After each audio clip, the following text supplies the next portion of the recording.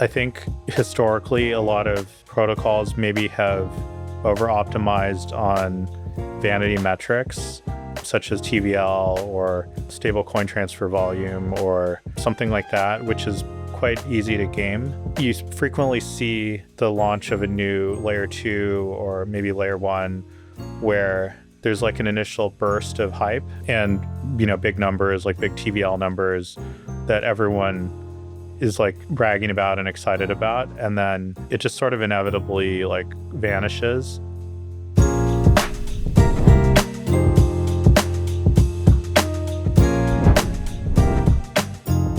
Before we dive into the show, I want to share a bit about Altitude. Altitude is a global business account built on stablecoins, but fully connected to traditional fiat workflows. You get local banking details, international transfers, corporate cards, and free on and off ramps. For CFOs, stablecoins made payments faster, but slowed down everything else. Altitude changes this with invoicing, bill pay, 5% APY, and accounting integrations, all tied to your stablecoin treasury. I first met the team behind Altitude in 2021, and they were working on their first product, Squads Multisig. Fast forward to today, and Squads has become the default multisig on Solana, securing over $15 billion of value for over 450 teams. The team has brought the same level of rigor and thoughtfulness to Altitude, and I encourage all listeners to check it out. You can learn more in our show description below. Keone, thank you for taking the time. I know Monad launched a few weeks ago and you're very busy, so I really appreciate you coming on today. Yeah, thank you for having me, Derek. I guess just to jump right into it, we're recording this in late 2025 and Monad launched as a network a few weeks ago. Just first question is, how do you feel personally? I know it's still really early and you don't necessarily look at it as an accomplishment just to sort of launch that network, but sort of would love to hear just how you feel. I feel very energized and optimistic about the future. It's quite exciting to bring a new thing to life and make it public and be in a state where anyone can use the network, anyone can try it out. We've been working on Monad for 3.5, maybe 3.75 years, so quite a long time. So it's really, awesome to finally have the product out and live, everyone using it. Of course, there was testnet, but mainnet is just a totally different beast. And I think there's just so much more to do. Like, I know everyone says just getting started, but I do feel like for Monad to really be successful and for crypto industry to be successful, there just needs to be a ton of growth. And right now it's just like it's like a baby. So excited about everything to come, but there's going to be a lot of hard work ahead. Awesome. And in terms of like thinking about Monad, you've come across as someone that thinks very long term. Like, do you think about it as sort of something that you'll build over like 10 years, 20 years, like your sort of life's work, sort of just how do you think about it personally? Yeah, there's certainly no end date in mind. Prior to Monad, I worked at the same company for 8 years, and I think people in crypto are often surprised when they hear that, just because people tend to move around every couple of years or even every year. But at the end of the day, this is a really meaningful effort for me and for all the other members of the team and the many builders that are building in the Monad ecosystem. And it's just, there's so much to do, and crypto, I think, will just expand and grow and touch more people, touch more businesses, touch more ways of doing business, where it feels like the world is our oyster. So can definitely see no end in sight. 10, 20 years is very conceivable. Awesome. And there's a lot to talk about in terms of how you got to present day and also what's in the future. But first, I want to just take a step back and sort of zoom back to sort of your early life. Would love to just hear a little bit more about your upbringing, sort of where you grew up and what your parents did, and just sort of your overall experience sort of as a kid and teenager. Yeah, I was born right before the 90s. And was born in San Francisco, but pretty quickly moved to northern Nevada. I have one younger brother who's 4 years younger than me. Moved to Nevada when I was 5, and just grew up really interested in problem solving and math and like trying to organize the world. I think that, yeah, it's just very satisfying, like trying to corral chaos a little bit. And then I remember like making just like index, like giant collections of index cards with math problems and solutions in the front and back and stuff like that. It's always been kind of appealing to me, just to want to like keep things really organized and make sense of things. And was this out of just like a love for mathematics as a subject? Was it something that you were good at, so you were sort of naturally gravitated towards it? I think it's hard to tease those things apart. I think that, it's like you read I think it's a Malcolm Gladwell book about like how children that are born at the beginning of the year, among like professional hockey players, most The tend to be birthday born matters. Yeah. matters a lot, because then they're Older and stronger. Yeah. So then they do better. So then they're more motivated to practice more. And it's hard to say, but yeah, I think it starts with maybe like a natural inclination in one direction, interest in particular subjects, or interest in reading. I read a lot as a kid. I think reading and writing are very just like good. I know everyone would always say like, oh, read a book, that's so virtuous, but I think it's just good to like see how stories are told, and also how an author like builds up a world. I think that's extremely compelling and interesting. You mentioned like how an author builds up a world. Was a lot of your reading like sort of fiction, science fiction, that type of stuff? Like what kind of maybe books early on did you enjoy as a category? Yeah, I like fiction. I like science fiction. I like fantasy. Um, I read a lot of Star Wars books when I was little, just because there's like an entire, universe of. Like the expanded canon sort of stuff? Exactly. Nice. Yeah. I think it's just it's fun to like think about like bigger worlds out there, but at the same time, I think I'm also very interested, like when I watch TV or watch movies, I'm really interested in documentaries, because I like seeing what the world was like at different periods of time. Very recently started watching a documentary about the American Revolution. Oh, Ken Burns. Yeah. Episode 1 so far. But yeah, I think it's just like cool learning about like other periods of time and how people like struggled with what they were dealing with. You mentioned reading as a huge part of your life growing up, and math. Sort of, what about video games? Like I've seen you talk and tweet a little bit about just like video games and Super Smash Brothers and stuff like that. Like most kids, I played video games with my brother a fair bit. I think when I went to high school, our dorm was really into N64 Smash, so that was good because it kind of built a lot of lore up over time. It's really fun. Just like had all the rivalries, and the team battles were good also, because every like pair of people kind of like assumed its own team name and identity, and then there were like a lot of rivalries between teams. But of course, you could be on like a number of teams because there were a number of pairs. Did you have a main for Smash? I was Kirby. Kirby, okay. Yeah, and Nice. N64. It's a good, like, versatile sort Yeah, of Red character. Kirby. Yeah. Awesome. And you mentioned sort of you're at high school, boarding school, sort of coming from growing up in Nevada to like boarding school in the Northeast. Sort of, is that a bit of an adjustment or sort of seamless? Yeah. So I spent most of my childhood in northern Nevada, and then when I was right before 10th grade, my parents were going to move to Hawaii, so it was kind of going to get disrupted anyway. At the same time, I'd gotten a letter in the mail from a boarding school called Exeter, which has a really intense math club and math program. The coach of the math club was the coach of the USA's team to the IMO. Um, and there was just like a lot. It felt like there was a lot going on.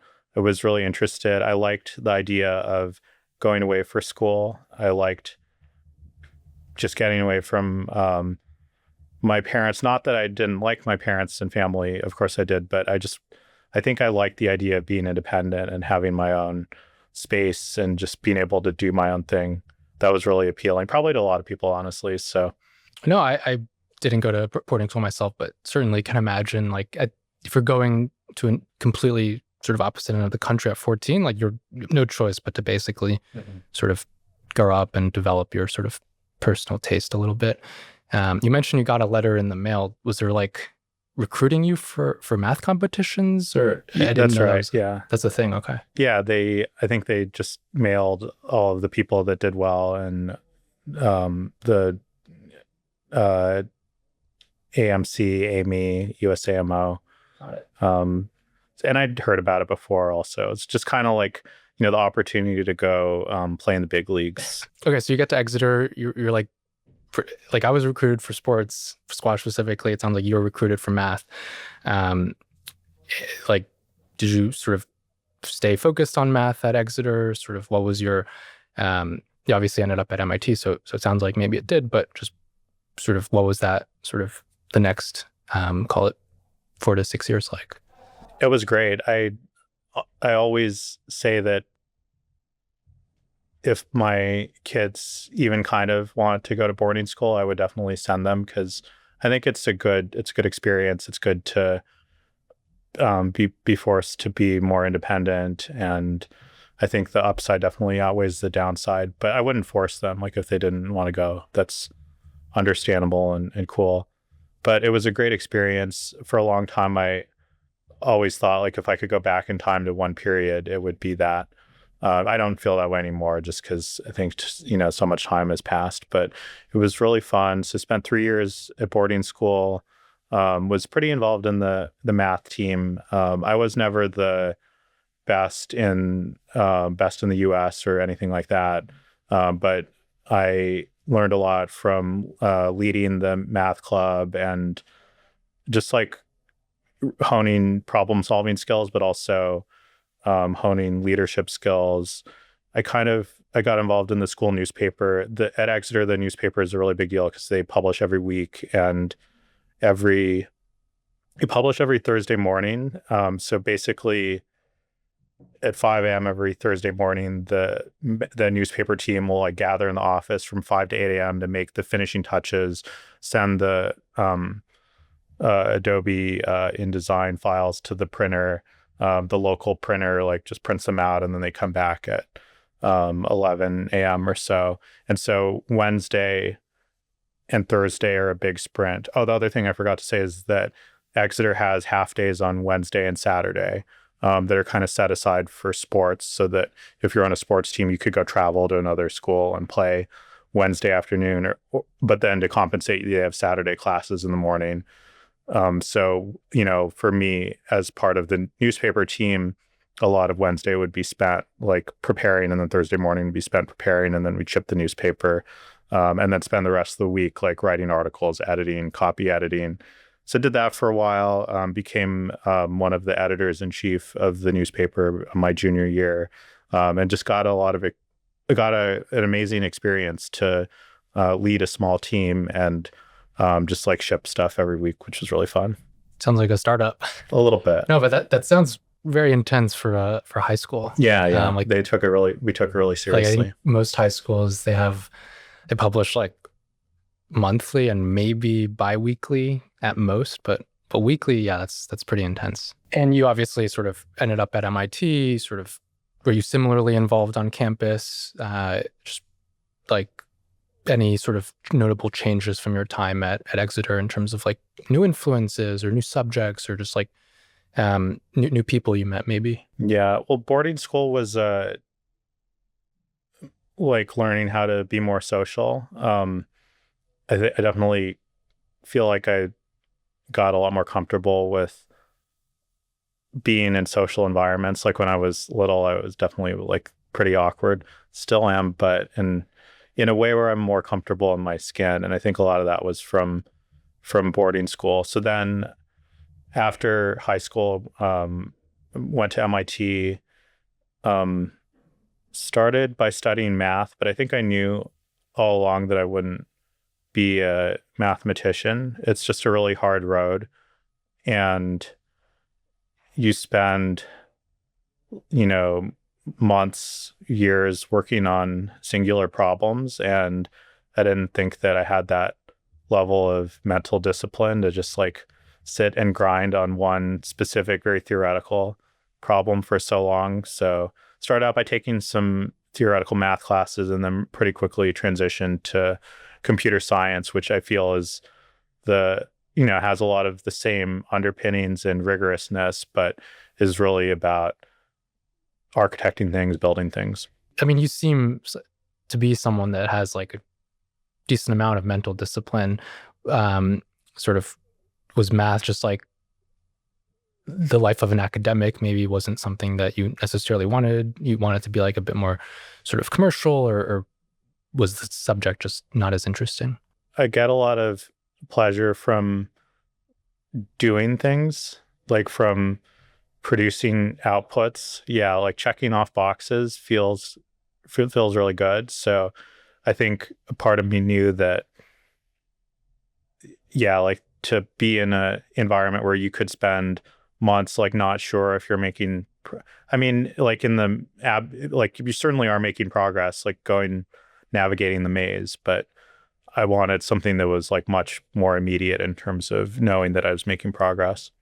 Got it. Yeah, makes sense. One thing, I spoke to a few people who work with you at Monad, and I think one of the common themes that they mentioned was just the level of sort of work you put in terms of just both quantity and quality for Monad. And in their eyes, like it's not something that's like performative or sort of like working hard for the sake of working hard. It's like you genuinely spend all of your time sort of thinking, and you like sleep at the office sometimes. Like I guess my question would be like, why? Like what sort of motivates you? Is it something sort of from your, like, did your parents like sort of, did you see them as an example, like working super hard? Like why? Have you always been this way? I think I have a couple of comments. The first is I definitely feel like I could be working harder. I think that there are, it's like hard to context switch and be really responsive to everyone while also sort of like carrying a flag externally, being a flag bearer for the project, and then also needing to ship things myself.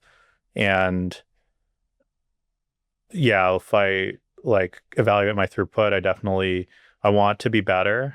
That kind of it's like a lingering feeling. Yeah. That's the first thing. I think the second thing is I do think it's really important that everyone have perspective about how privileged we are. And for me, like part of it is like knowing that because I've had so much privilege in my life and I'm in such a privileged position, I really should make the most of it and just try to get as much done as possible. And I think that's kind of driven by just like common sense. Like if you think about it, if you think about I don't know, like here in New York, you have guys that are like driving delivery bikes or like working in the kitchen all day, bringing up the trash. They work really hard, and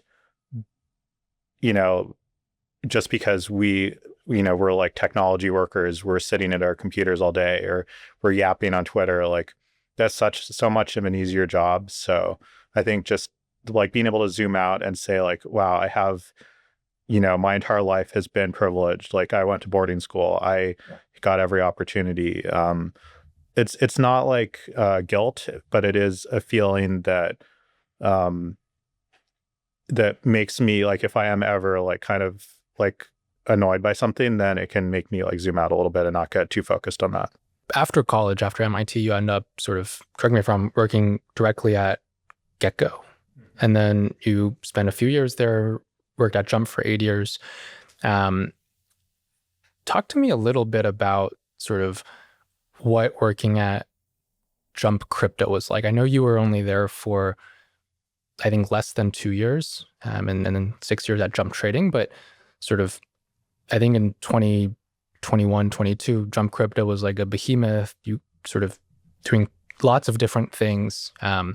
And you were doing sort of not just the pure like quant trading stuff, you were sort of doing a bunch of things related to just like blockchains, whether it's research and coding and different things. So what was that actually like in terms of your day to day and just working at this like huge sort of company that was doing tons of different things?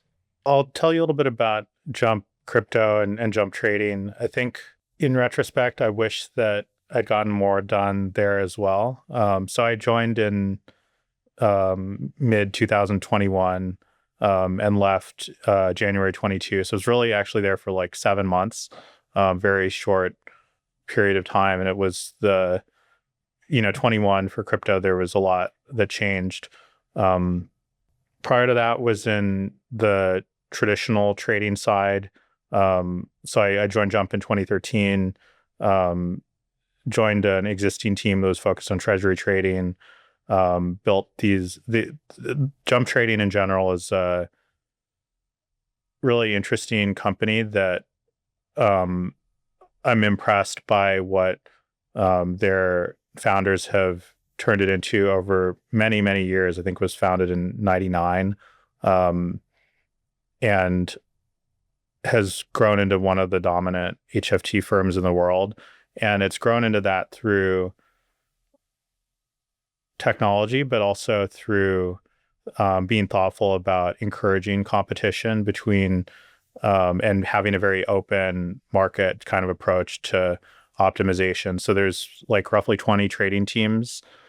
They can all basically trade everything, so they can directly compete against each other. And the result of that is just that the best team for a given product ends up getting, gets the opportunity to compete against the best in the world. And I think, over the years that was initially kind of revolutionary. And then now a lot of other HFT firms have gravitated toward that model, but Like the multi-pod model, basically. that's right. Yeah. Originally it was more typical for one within a trading firm for there to be a Single manager. Yeah. Silos of focus areas. That's right. Yeah. Where every trading team, every desk was like assigned to a particular area. And then if you were on a different desk, you couldn't trade the products that another desk had the mandate for.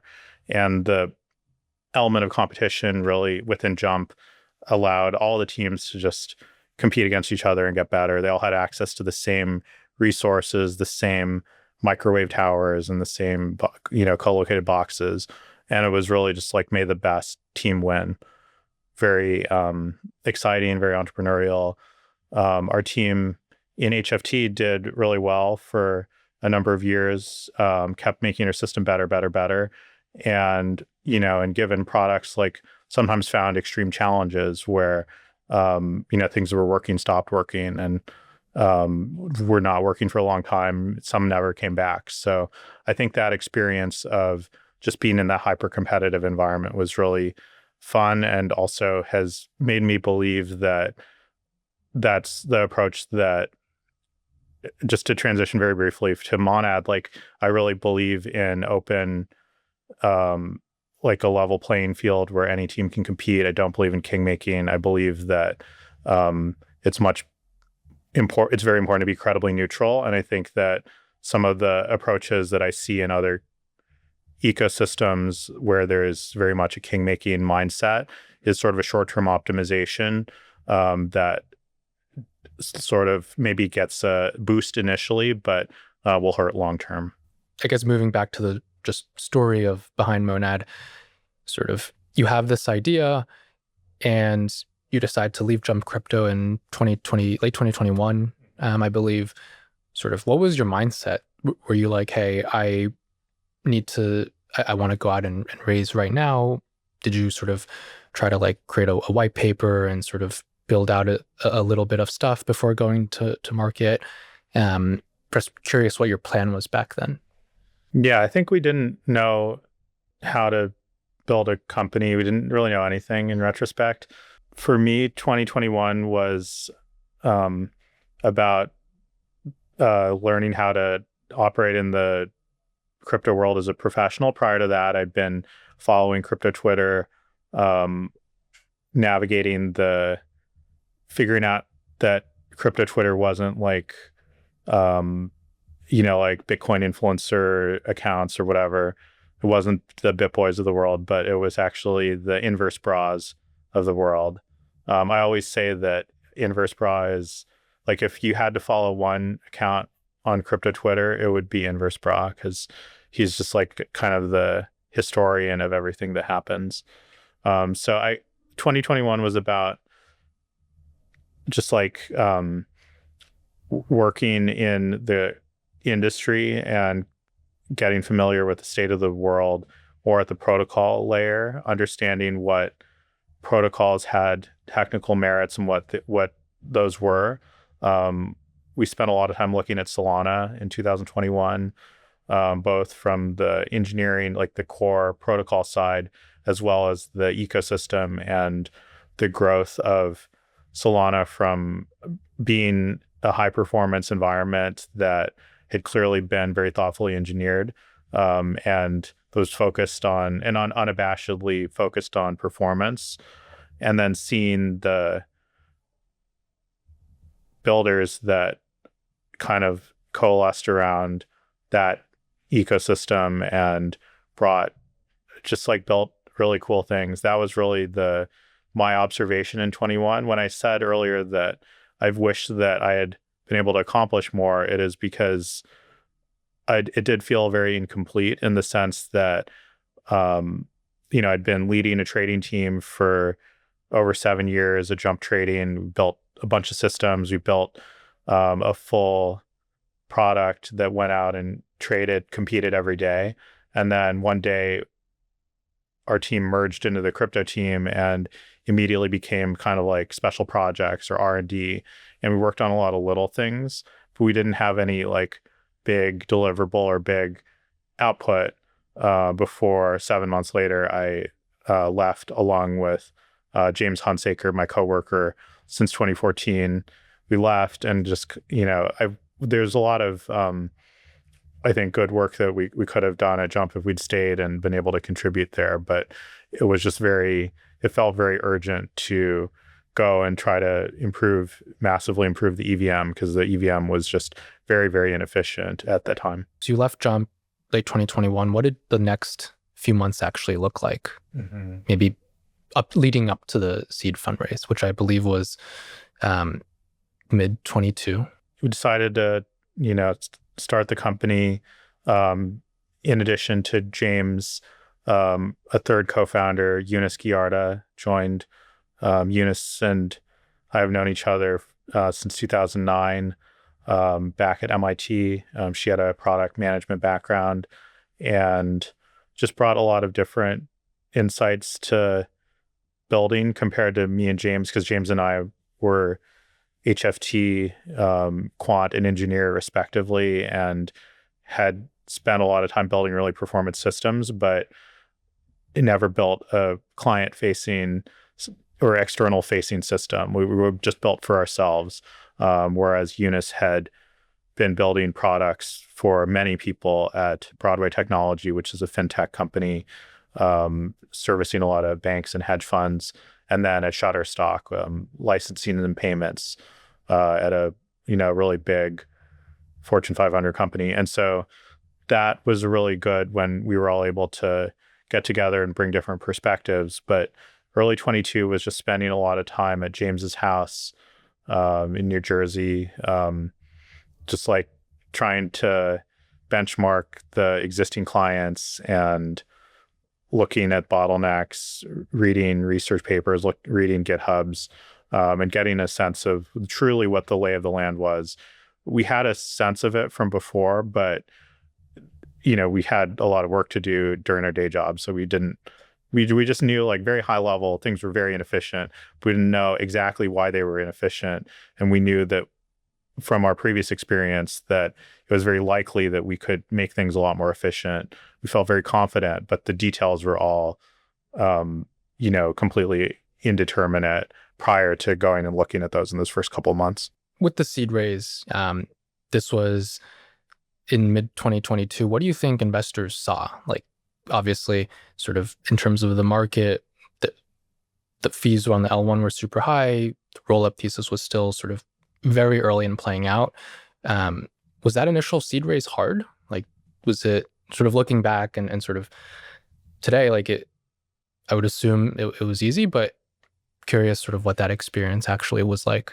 I think it was very binary. There were a couple of investors who immediately got it and were immediately willing to bet on us. And then there were many others who were very skeptical. And I can understand both perspectives because we didn't know anything about starting a company. We didn't know anything about growing an ecosystem, growing a community. There were a lot of unknowns. But to be fair, like investing at the early stage, like you have to be able to navigate those unknowns as well. I think that what investors that were really excited about backing us saw is a team that had worked together for a really long time where there was a lot of trust. That's a huge deal for obvious reasons. Co-founder disputes break many companies, and it's just because we worked together for so long.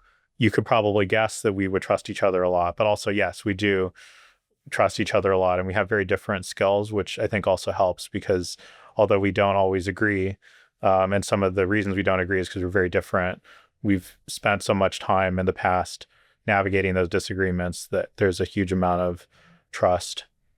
And it also helps that James and Eunice are both really loyal people who, just over the years, like I have really respect and know that they also respect, and there's just a lot of like mutual strength of belief in each other's abilities, which meant that we never, even when we got something wrong, like we're never doubted that we were the right people to be working with. How did you sort of go from working as a quant to becoming sort of super active with building a community and talking to projects and giving guidance and just hundreds of interactions a week?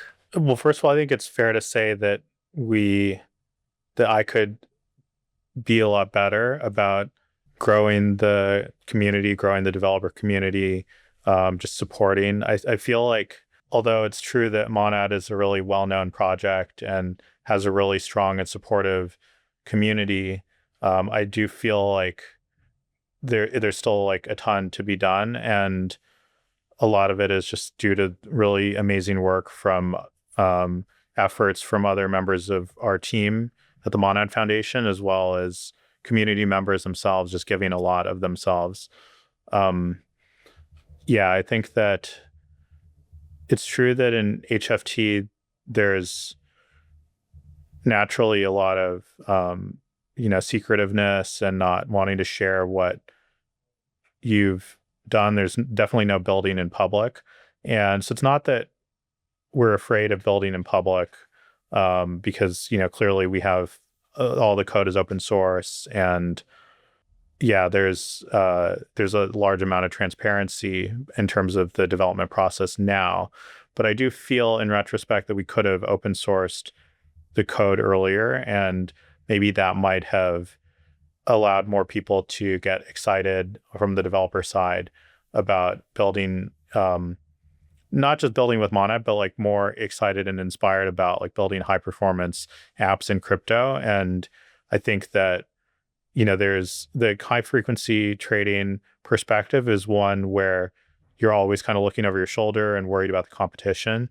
But I do feel now that even though there is a high amount of competition, supposedly or perceivedly in crypto, that it's very foolish to worry about competition, and far more important to just worry about growing the set of users, use cases, and just growing as fast as possible. Growth matters much more than little like competitive positioning type things. Totally agreed, especially when growth is exponential for certain use cases.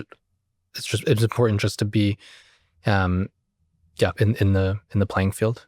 Like if I could be very specific, what I would say is that maybe if you'd asked me a year ago, why don't you open source your code right now?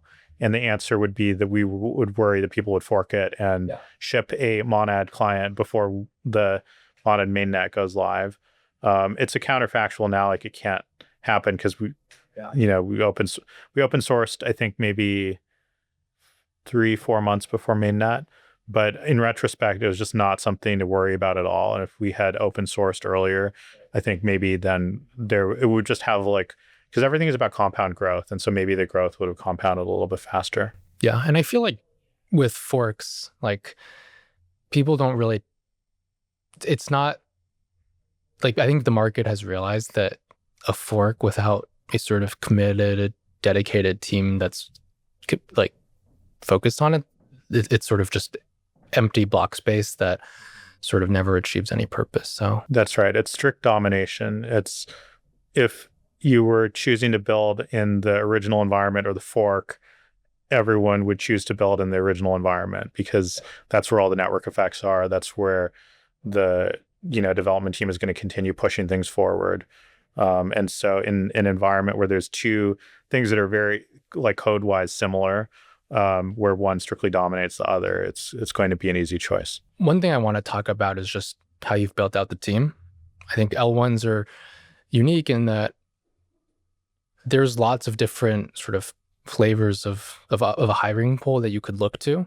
Like some L1s have looked towards sort of traditional tech as a hiring pool, like say, FANG engineers. Others have looked towards large financial institutions, people who have experience interfacing with those. You can sort of talk to some of those legacy players and get them involved. From the outside, it seems like sort of Monad's taken an approach of bringing on people that are crypto native.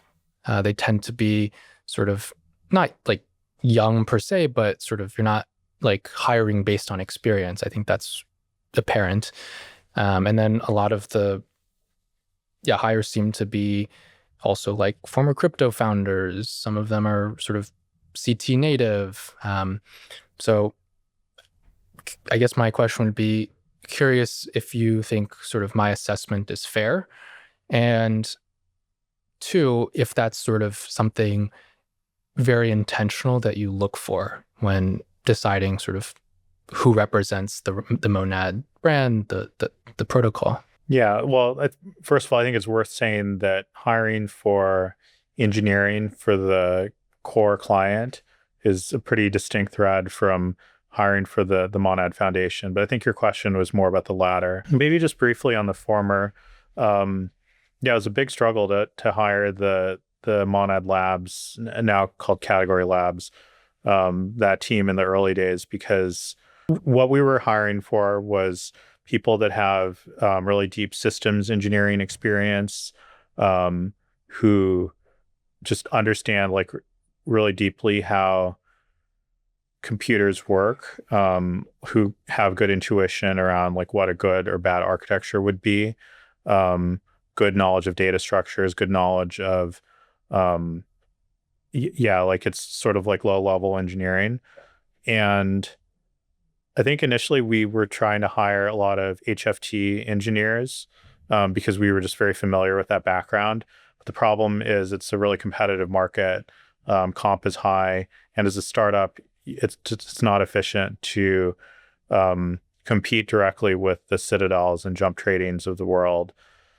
And then also what we ultimately realized was that what really like that experience or the knowledge matters, the experience kind of matters, but the motivation and the willpower, the desire to, it's like at the gym, doing that extra set or that extra rep is really like almost all of the difference in making gains or not.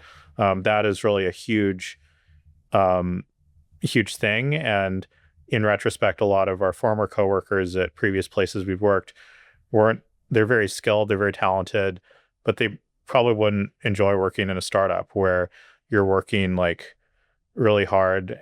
Not to say that they're lazy, but they're more comfortable. And the startup, things are much more uncertain. And so long story short, like it took a long time to assemble our team. I spent, most of 2022 just interviewing people and doing outreach, like spamming people on LinkedIn or Did you work with recruiting sort of externally or mostly sort of yeah. just direct yourself or both? Yes, we worked with sort of navigated that whole thing as well. Like agency recruiters are interesting because there's just really high variance in terms of like how good they are, and there's many that you could work with that'll spam you with a bunch of candidates.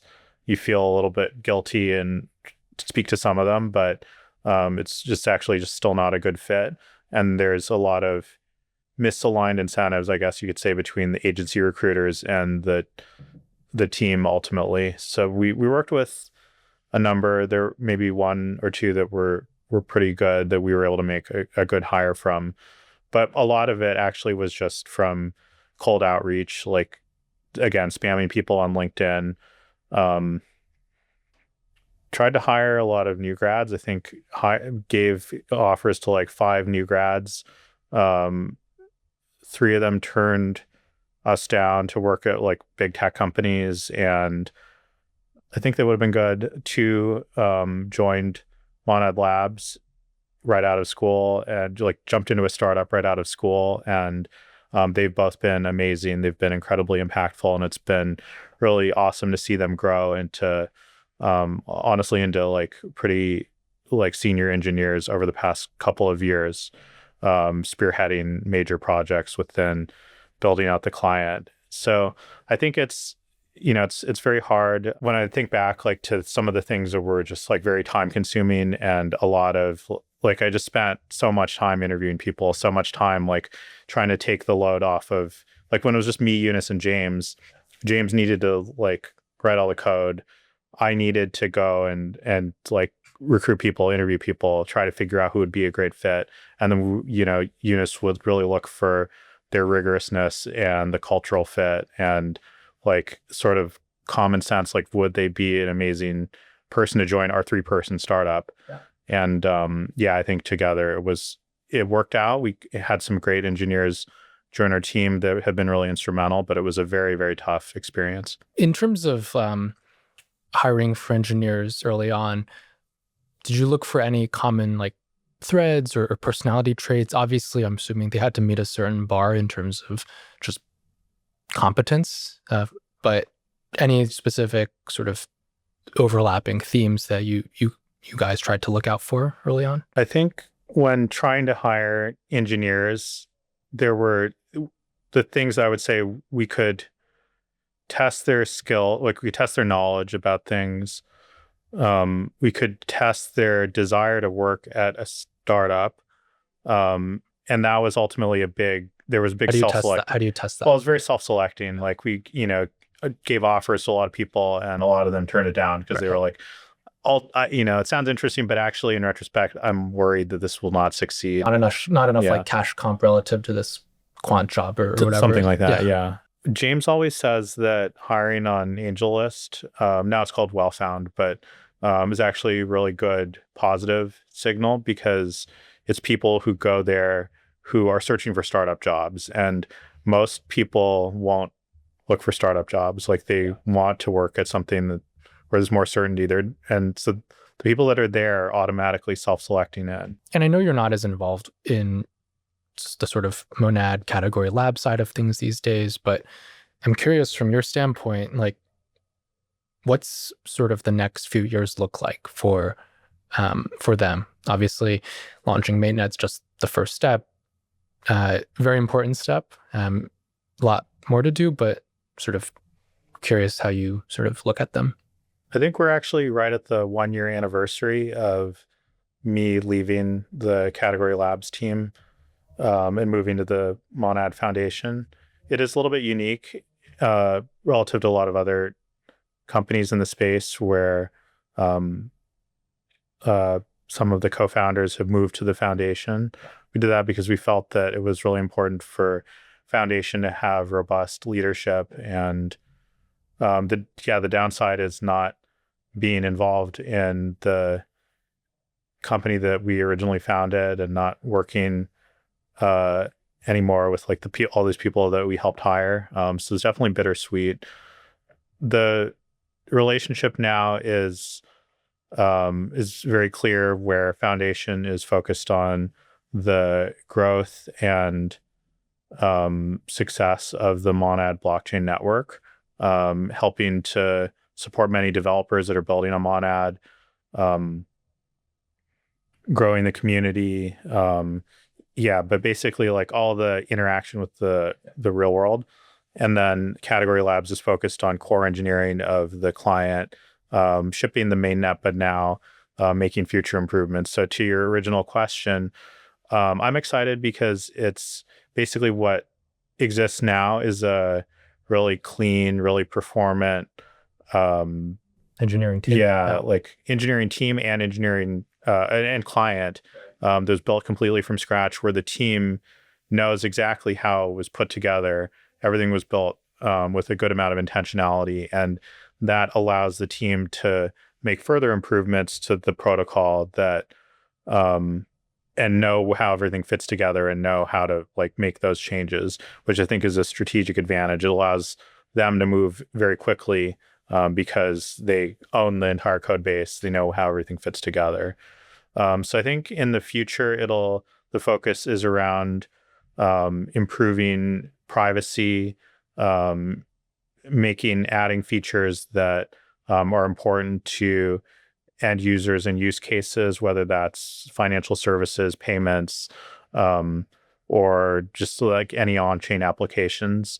The team is also exploring some economic changes that change how like different opcodes are charged. For example, storage is a big problem in Ethereum. State growth, storage growth is a huge problem, and it's because multiple dimensions of resources are all sort of flattened into a single dimension called gas. And, compute, for example, addition, multiplication, exponentiation, those are operations that consume CPU, whereas there are other operations that consume memory bandwidth or SSD bandwidth, like sload and store. And then there are other operations which don't actually consume anything, but cause state over the long period of time to grow. And all of those are flattened into a single dimension, which means that they're actually all mispriced relative to each other. And as Ethereum state grows and grows and grows, as more people use the blockchain, it becomes increasingly problematic. So, anyway, long story short, we have a lot of ideas about how to make things more rational, and split out some of those, in particular, to split out the storage from all the other components, so that there's a more rational storage model, more similar to what Solana or Sui have. Makes a lot of sense. And sort of, I guess one follow-up question would be your perspective on having multiple sort of technical teams contribute at the protocol layer. Like with Ethereum, there's a bunch of nodes, teams building different sort of infra.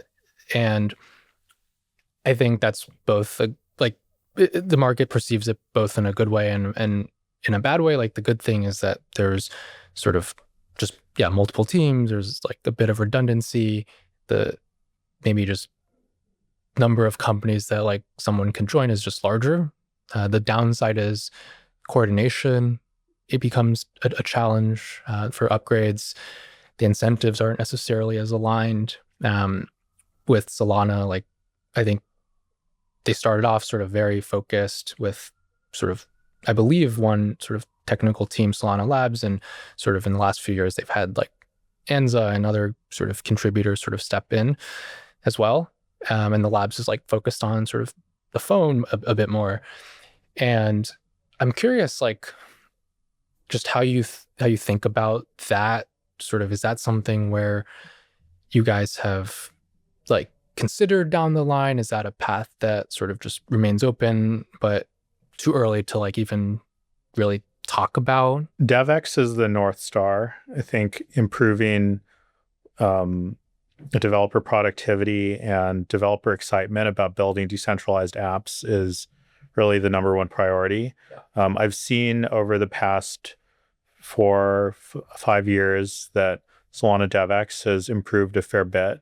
And I think, some of that is a function of the number of clients that are supported, but a lot of it is orthogonal and is just, yeah, a lot of it is just driven by like people like paying attention to the problems and then being able to action them, being able to make improvements. So I think no matter what, like anyone would agree that a startup should emphasize shipping velocity. And as a startup, and I mean startup in the more like Peter Thiel sense of like a startup is anything that is growing fast. Like anything that is growing fast needs to focus on results no matter what. And I think right now I do feel that the EVM needs to improve faster. No matter what, regardless of how many client teams, doesn't really matter. But it's just it's taken a long time to address some of the typical DevX problems that people complain about in the EVM. Moving on to the foundation side of things, I think there's perhaps a fair sort of perception of a lot of crypto foundations historically is it's sort of like a way for a team to launch a token, and sort of foundations don't actually do a ton. And I've heard them referred to as like sort of lifestyle jobs.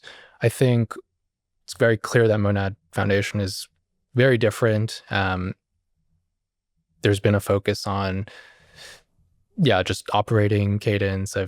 People I've spoken to there sort of have integrity, seem to have integrity, which again, you like can't say about every sort of new protocol. So curious just sort of how building the foundation out, sort of especially since you sort of are now leading that, has been, especially relative to, I'm imagine it's just very different from hiring for the core protocol engineering side of things. I want to answer questions in the positive rather than the negative, but sometimes it is helpful to explain Feel the free negative. to push back. Oh, no, it's fine. It's sometimes helpful to explain the negative first, which is that I think historically a lot of protocols maybe have over optimized on vanity metrics, such as TVL or stablecoin transfer volume or something like that, which is quite easy to game. And you frequently see the launch of a new layer 2 or maybe layer 1 where there's like an initial burst of hype, and big numbers, like big TVL numbers that everyone is like bragging about and excited about, and then it just sort of inevitably like vanishes and all the excitement is over and people move on. And I think that's ultimately because it is quite hard to grow a crypto ecosystem and to establish PMF of that ecosystem, because PMF is really about the applications that are within the ecosystem achieving PMF, plus an overall like effort of institutional outreach and adoption among the real world, that can take a lot of time to accomplish and can only really start from the main net. But at the same time, all of our assessment as crypto Twitter participants and traders is, what does it look like right out of the gate? And so teams are frequently incentivized to try to make the initial couple of weeks and months like sound very good.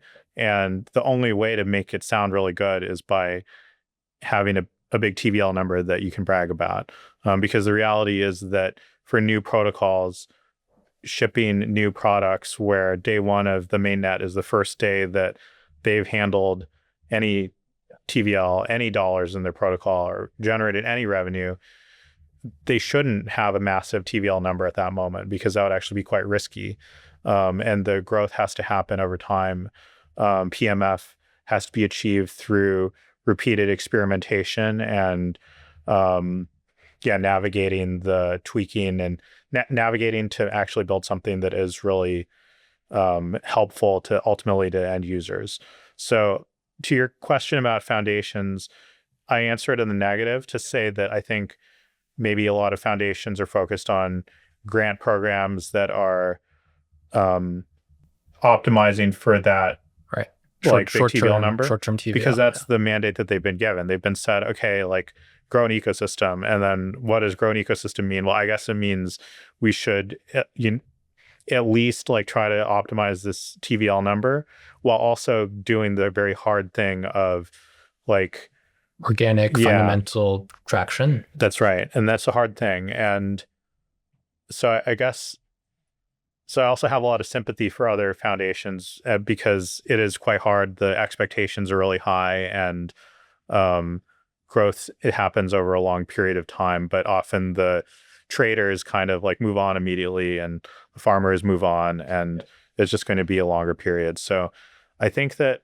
what we have at the Monad Foundation is really principled people who are smart and hardworking and want to take on the challenge of growing a ecosystem the real way, and are passionate about like seeing founders win and seeing like founders that are building in the Monad ecosystem have success and have PMF, and know that that's going to be quite hard. I've also just heard you talk about sort of, not playing the TVL games that are short term.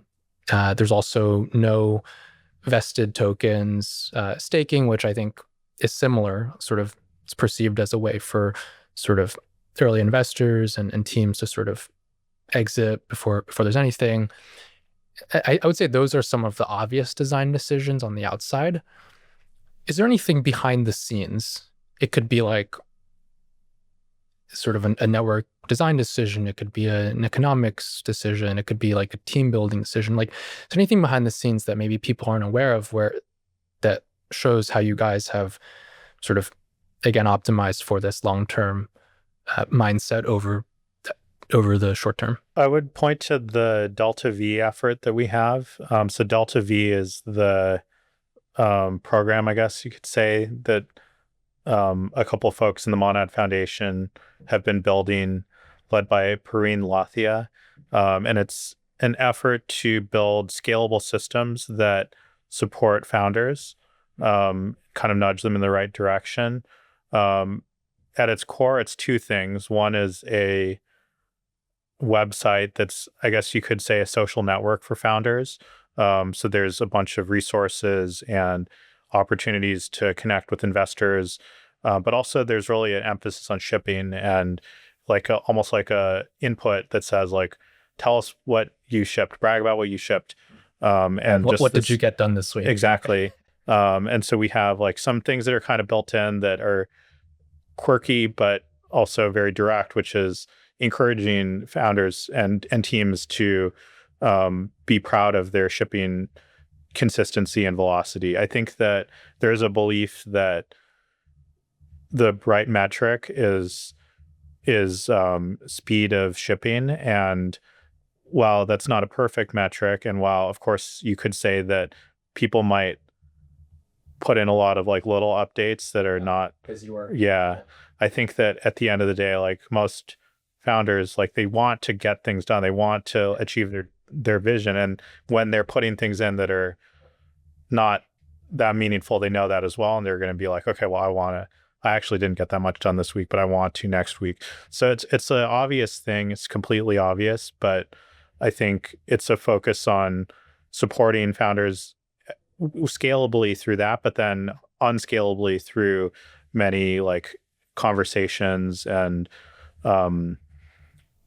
moral support, like a lot of it is just through the Socratic method of, asking questions, but not giving the answers. But the asking of the question is, I think, what shows that you care and shows that you want them to be successful. And even for us, like we're not successful yet. Like there's so much to do. So it's never from a perspective of like, I know everything, you know nothing. It's just like a mutually beneficial sort of thing. That, and I'm sorry, what was the program called? Delta V. Yeah, like delta V is the change in velocity. Got it. And then the other effort is the accelerator that will be starting next year to support early stage founders financially. On this sort of note of sort of building a cohort of loyal founders, loyal users, I think you're aware of this sort of idea of Kevin Kelly's like 1,000 true fans, where the whole premise is for any sort of creative sort of thing, whether it's art or music or an internet community or whatever, it might be and probably is more valuable to have a small number of highly loyal, passionate users compared to an exponential more like a million sort of users that are sort of fans, but at the end of the day, they're not really that passionate about it.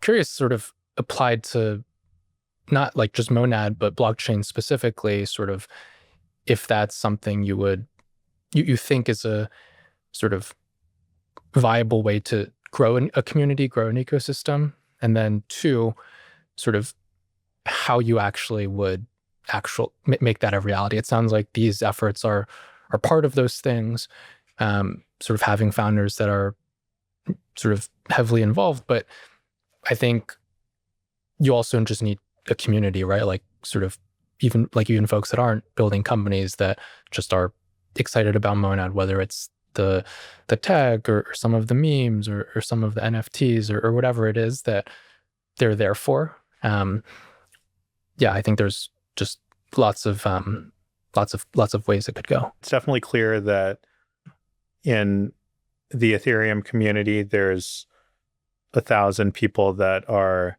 incredibly loyal, that have had a huge effect on the success of the Ethereum ecosystem. Of course, there's like millions of people that are like holders of Ethereum, but it is really that group of 1,000 or so.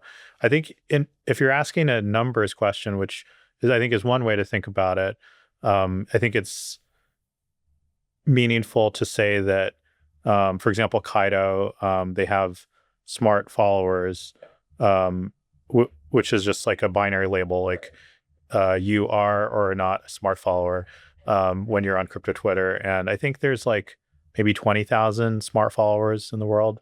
Right. I don't actually know. I just have looked at like who has the most smart followers, and it's like Vitalik and Kobe and a couple of other people. And the max is like maybe 15,000 or so. Sure.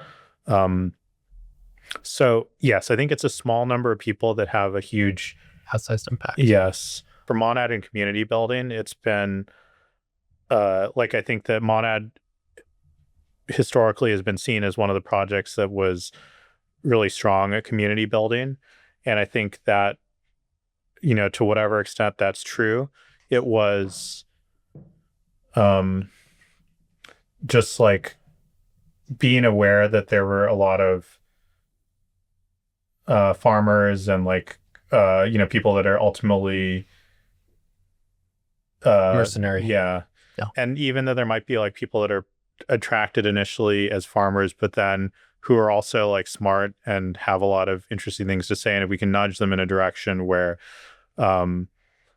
they realize that it's not a short-term, there's no like free money, but that in fact, there's an opportunity to grow and build relationships and take on leadership opportunities.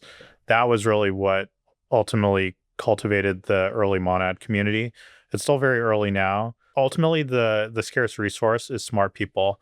Right. So when you are in crypto and you come across a smart person, it's worth like just getting to know them and encouraging them to keep doing what they're doing. I've seen protocols where there's like people in the Discord or on the forums, and they're like these are real examples, like a postman sort of delivering mail, working for the USPS, and they're like staking and sort of commenting in the Discord on the side, and like handyman. Like there's literally many people like that, and I've seen a few of them just become like turn that sort of passion on Discord and forums where they're saying smart things, suggesting good ideas, like turn that into sort of full-time roles at crypto companies. So yeah, I think one of the sort of barometers for like how an L1 scales its community and contributor base is how is its ability to surface people that are smart and have good ideas and want to join the industry, join the protocol in a more just in a more robust way. Like I don't think that's like easy to do. There's a lot of noise out there, but yeah, I think these stories are real. I think recently in crypto Twitter, there's been a lot of discourse about how it's much harder to, the easy days of like farming or the easy days of being like an early testnet user at a protocol or whatever. There's all these people that are posting these articles, and that's obviously true. I think someone analogized it to like early days of poker versus like more modern, how competitive online poker is now. Those things it's obviously true. But I think that doesn't mean that it's bad. I think it just means that ultimately most of your own growth and success just comes from what you do yourself. And so, although there may temporarily be moments where there's like an edge that you get, or a step up on the ladder from being at the right place at the right time, I think that because it has gotten harder to stand out as a early community member, or it's gotten harder to you can no longer like ship a low effort thing and then have everyone immediately think that it's valuable. These are all good,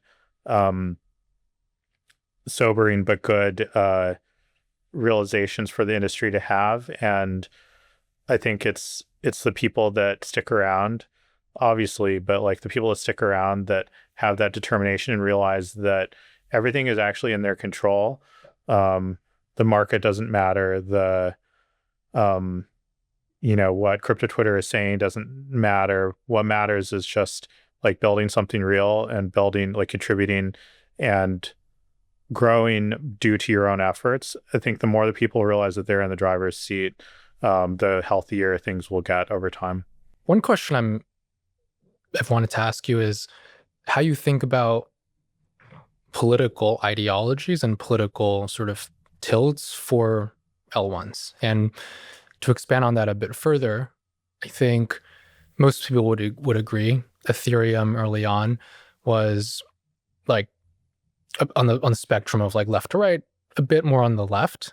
I think anti sort of capitalist is too strong, but there were certainly people that maybe felt that way about Ethereum. And it is also fair to say, like, until maybe in the last year or two, like the sort of early Ethereum sort of leadership wasn't like super enthusiastic and loud about DeFi as a whole. Like we saw Vitalik's article, Low Risk DeFi, sort of come out and change that a bit earlier in the fall.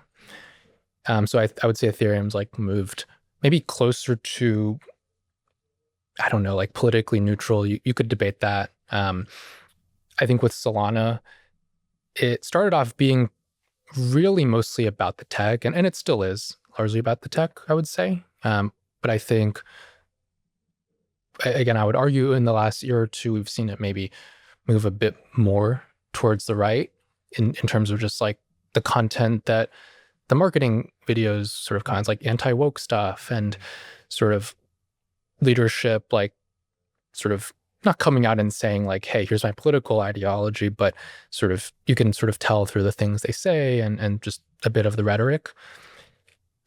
Again, from the outside, it seems like Monad obviously still extremely early. And it is all about the tech and the teams building on it. And there is no sort of like if someone asked me what's Monad's like sort of political till, I'd be like, I have no idea. I don't think there is one. And I guess my question would be, sort of, how do you think about that generally? Is that something you like think about? Because I do think having like somewhat of a view on that, like it could help attract people, and obviously turn some people off, but taking a position at certain points in a project's life cycle, it can help, in terms of attracting the people that you want, like being opinionated about sort of stuff. That's a really interesting question. I thought you were going to say that Solana was very like right wing or capitalistic because of all the meme coins. Well, that too, but I would say like, I mean, the Solana Foundation, there was that sort of marketing video, Right. Yeah. The one that they had to they delete. retracted, Yeah. and it was like very anti-woke, and like I think that was the political climate at the time, and maybe still now, but like you would never see the Ethereum Foundation come out with that, right? And I think the sort of pro meme coin sort of pump fund, that is part of it. Like you again, I'm not. You could say like that type of stuff would have. I mean, I think it's clear it's had a harder time sort of emerging on Ethereum, and then Ethereum sort of in the last year, like Base is now trying to sort of fill that gap in. So yeah, I would agree. Right. Yeah. I think that potentially being very politically expressive could be a strategy for growth if that's non-consensus. Yeah. However, I think that being fairly capitalistic or fairly conservative leaning in crypto circles is not consensus, or sorry, it is consensus. It's not unpopular. Therefore, it's not, it feels a little bit more like pandering, I guess. Yeah. Which I'd always feel is like not the move. Not authentic. Yeah. I think that I don't really think that like at the layer one foundation level that we should really express a political opinion. I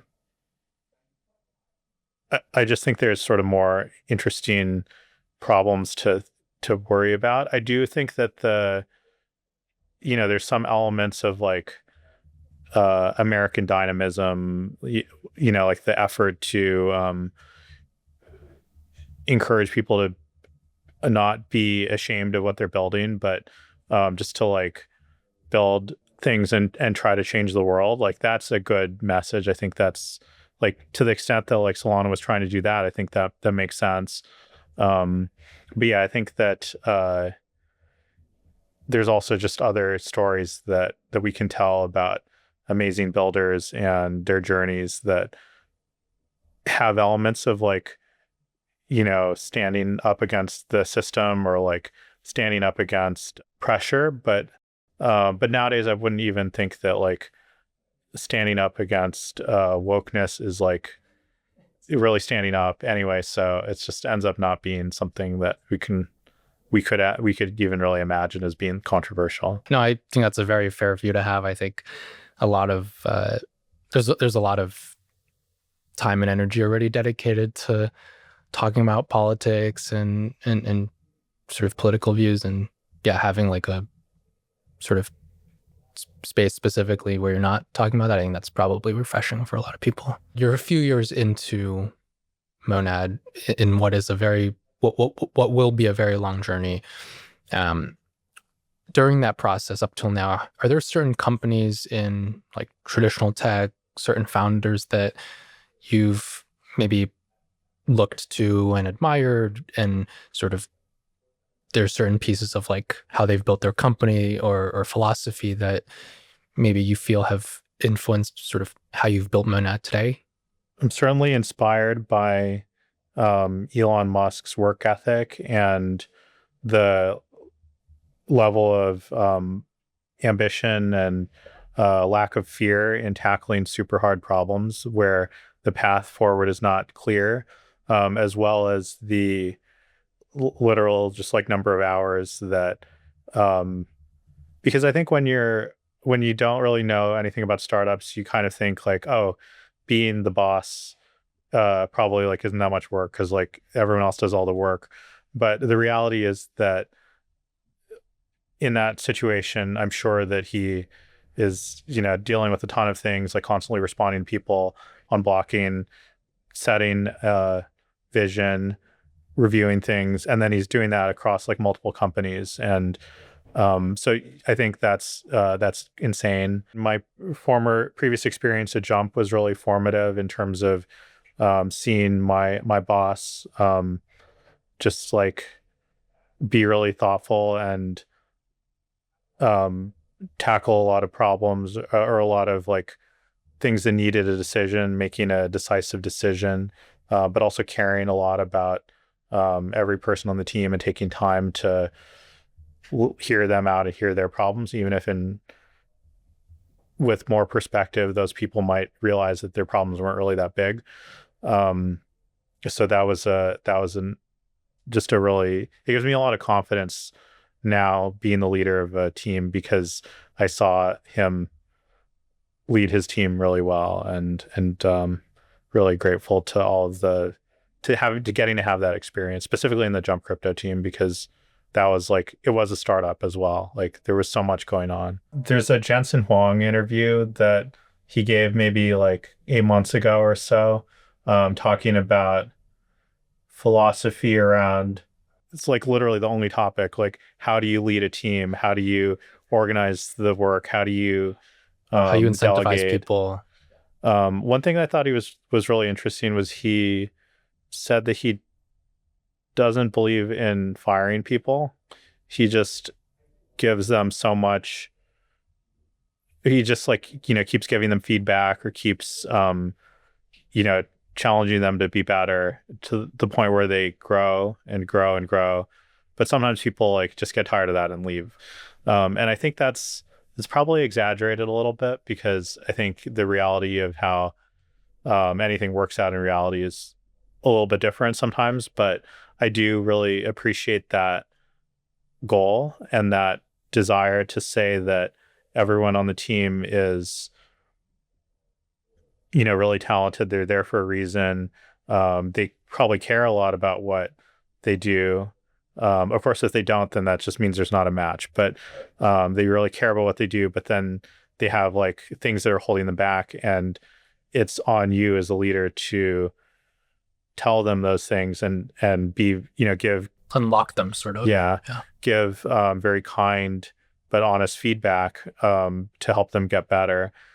I think that's extremely inspiring. It's hard to implement in practice mostly because of workload and just distractions and all the things that are going on. But the leaders who really can take that time to slow down and just like help the person that they're leading become better and address whatever problems they have, those are leaders that grow really strong teams that can do more and more and more. Delivering that feedback in and of itself probably like signals a level of trust that, hey, like I still believe in you, that sort of, yeah, like I think that, and then people, as you said, can either accept it and sort of grow with it, adapt with it, or over time, they just get tired of it and leave. I guess related to that, sort of, you talked about Elon, who famously, yes, heavily involved in like certain decisions at the micro level while also running like 5-6 companies. For you, from a time allocation perspective, that's probably the most important like piece of just high level decision for you that impacts everything else. Like, how do you decide what to spend time on?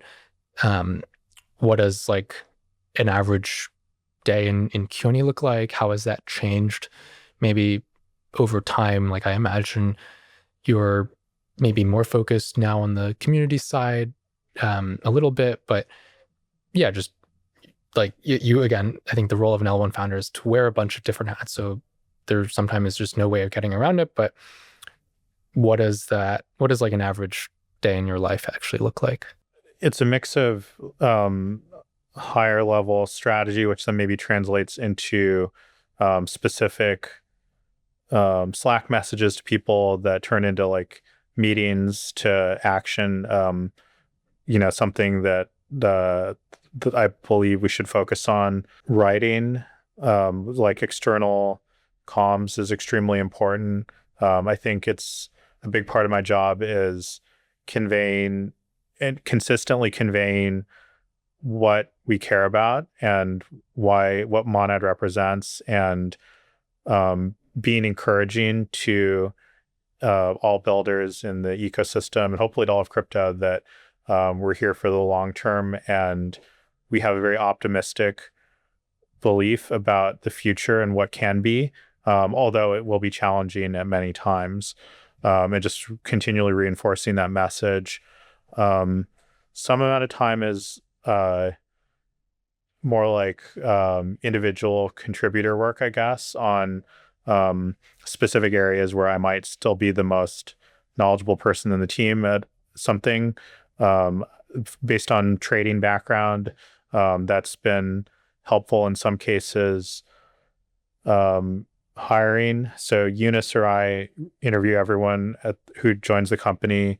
Sometimes both of us interview. So there's a good amount of time spent on recruiting, hiring.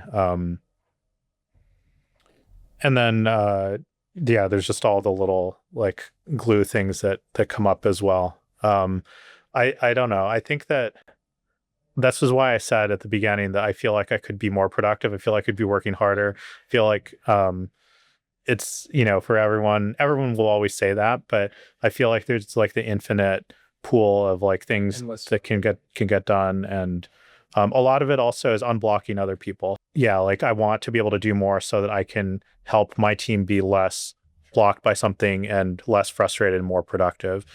So that's where I feel like, that's where I need to be very disciplined about carving out time to be able to respond and unblock people. I gotta ask, how much do you sleep on an average night? Because I've heard stories of sleeping at the office or like flying to like a meetup and coming back, and like what does it actually look like your sleep schedule? It's usually like 2 a.m. to 8 a.m. or so on the weekdays, and then I catch up on sleep on the weekends. But it varies. Honestly, it's not too bad right now. Like I think there were some periods during testnet where I was working a lot with people who were in the like GMT plus 2 to 4 range, where they would wake up right when I was going to go to bed, and I would stay up to like just work with them on some things. But yeah, it's pretty consistent, and I have downtime also. Like, what do you like to do in your downtime? Like to hang out with my dog, and yeah, no, there's some time to, like I mentioned, I started watching that Ken Burns documentary. Yeah.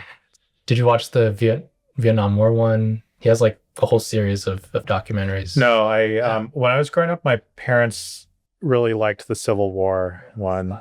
And so I think I've seen like most of that, either in passing or in like directly watching it. But no, I find that those documentaries, like you can watch them multiple ways. You can like watch them intensely and like focus on subject matter, and it's good for that, but it's also just sometimes a nice background. Like you can do chores or do other stuff, and the narration's like soothing in a way. So do you like work out, go to the gym, sort of have like self-care that you do, or mostly just sort of the dog and friends, family? Yeah, I've been really, really bad about going to the gym for the past year or so. I don't know. It's been Busy. It's been busy, but it's not like there's no time. I think there's definitely time. It's just still, if anything, you have to carve it out. For my closing question, I'm actually going to bring up something you tweeted earlier this year, which is one of the important founder skills is being able to hold in their head a detailed vision of what a successful version of their startup looks like, and make appropriately sized and cleanly executed gambits to advance the situation towards that vision. So I have to ask, like, for you, for Monad, what does that vision look like? That vision looks like ultimately a lot of smart people that are working together or competing, but in the same environment, building protocols that are more efficient and more impactful in an environment, in this new financial system, this new decentralized system that gives open access to markets, open access to opportunities, open access to tools. I think that it's interesting because success, like a successful growth of crypto over the next couple of years, means to some extent like more of what we have right now, but just bigger. But it also means it's really about the people. It's about how many smart, motivated, hardworking people are in the crypto industry shipping. And yeah, like not everything will immediately succeed. Not every founder will immediately find PMF, but it's like that confidence and excitement that brings smart people in and has a support system for them to ultimately have the chance of finding PMF and finding incredible success. I think that's a great place to leave off. Keone, really appreciate you coming on and taking the time, and I think this was a great conversation. Thanks, Jarek. Thank you for having me.